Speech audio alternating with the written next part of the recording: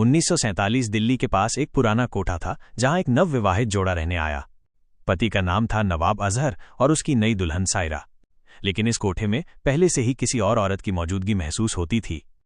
सायरा जब पहली बार कोठे के तीसरे कमरे के पास गई तो दरवाजा अपने आप बंद हो गया। अंदर से किसी औरत के रोने की आवाजें आने लगीं और दीवार पर लिखा था, मैं अब भी इस घर की पहली बीवी हूं। सायरा ने नवाब से पूछा, ये कमरा हमेशा बंद क्यों रहता है? नवाब ने सिर झुका लिया, ये कमरा उसकी यादों का है। सायरा कुछ समझ नहीं पाई, मगर हर रात कोई उसी कमरे से उसे नाम लेकर बुलाता। दरवाजा खुला है, देख तो जरा। एक रात सायरा ने हिम्मत की और उस कमरे का दरवाजा खोल दिया। कमरे के अंदर एक पुराना आईना रखा था और उस आईने में उसे एक औरत दिखी, ठीक उसी के जैसी, लेकिन उसकी आंखें बिल्कुल खाली थीं।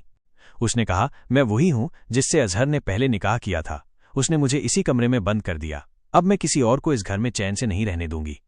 अगले दिन सायरा बेहोश मिली और उसके बाल उस कमरे के आईने में अटके हुए थे। नवाब अजहर आज भी जिंदा है, लेकिन हर दुल्हन जो उस घर में आई या तो पागल हो गई या गायब हो गई। और उस कमरे का दरवाजा आज भी रात के 3 बजे अपने आप खुलता है। उस औरत की आत्मा अब भी पहली बीवी बनकर इंतजार कर रही है। अगर आपको भी ऐसे ही डरावने किस्से पसंद हैं दोस्तों, तो हमारे चैनल मिस्टिक टेल्स को जरूर से सब्सक्राइब करें ताकि हर रोज नए डरावने किस्से आपको सबसे पहले मिले।